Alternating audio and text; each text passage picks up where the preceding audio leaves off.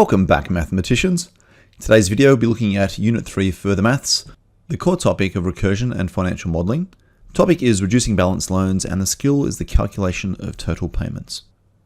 So let's look at a simple, straightforward scenario. Scenario 1. Rick takes out a $100,000 personal loan from the Eastpak Bank. The terms of the loan are as follows.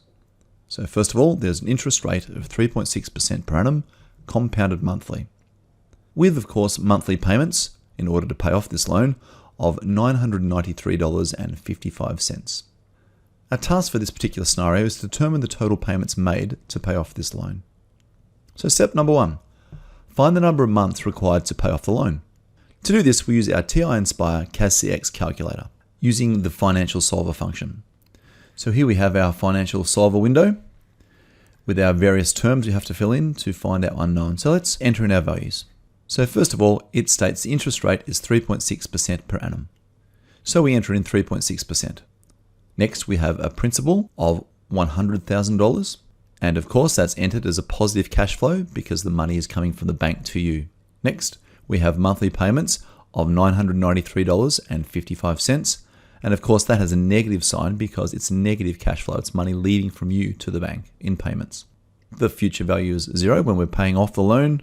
The payments per year is monthly, so there's 12. And the compounding periods per year is monthly, so that's also 12. Now, when we're using the finance solver, we of course leave our unknown as blank and press enter.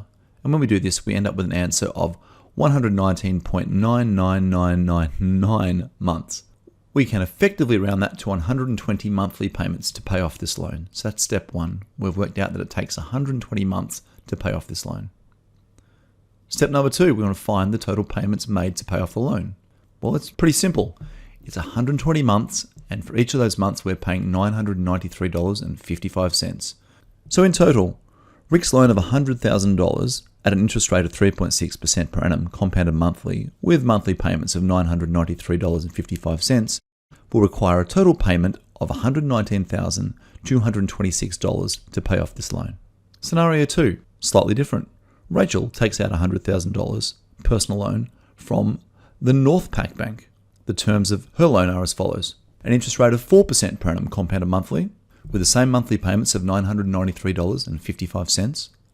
And the task again is to determine the total payments made to pay off this loan. Now, this looks very similar to scenario 1, but we'll soon discover there are significant differences. So step number 1 again is to find the number of months required to pay off the loan. So we turn to our TI-Nspire CAS CX calculator and we enter in our data. So we have this time a 4% per annum interest rate. We have $100,000 as our principal value. And that of course is positive because the cash flow is coming from the bank to you. You're receiving that money. The payments we make are $993.55. And that of course is a negative cash flow because it's money leaving from your hand to the bank. The future value is 0 to pay off this loan. There are 12 payments per year, and there are 12 monthly compounding periods per year. And of course, we want to work out the number of months. We leave that blank and we press enter, and that returns a value of 122.81914 months. Now that's not a nice balanced amount that we had in our previous example. We've got some kind of leftover or residual or remainder in the 123rd month. So let's look at how we work out the overall payment to pay off this loan. Step number 2, we want to find the balance of the loan after the 122nd payment. That is the last full payment. So at 122 payments at 4% and a principal amount of $100,000 and payments of $993.55 with 12 payments per year and 12 compounding periods per year, we end up with a future value or remaining balance on this loan of $811.39868.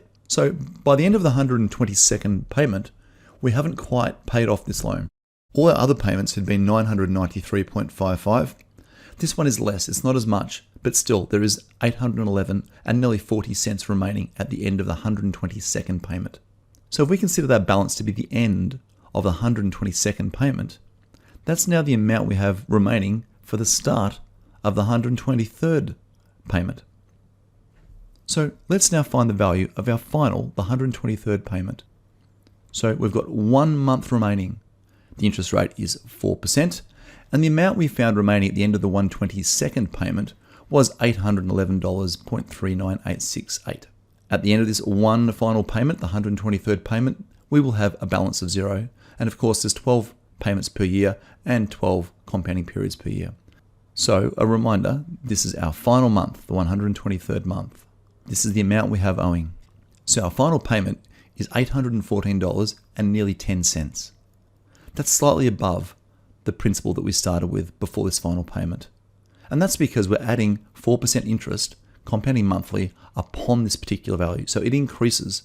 The final payment includes the interest on the amount owing. It's always going to be larger than the balance at the 122nd payment.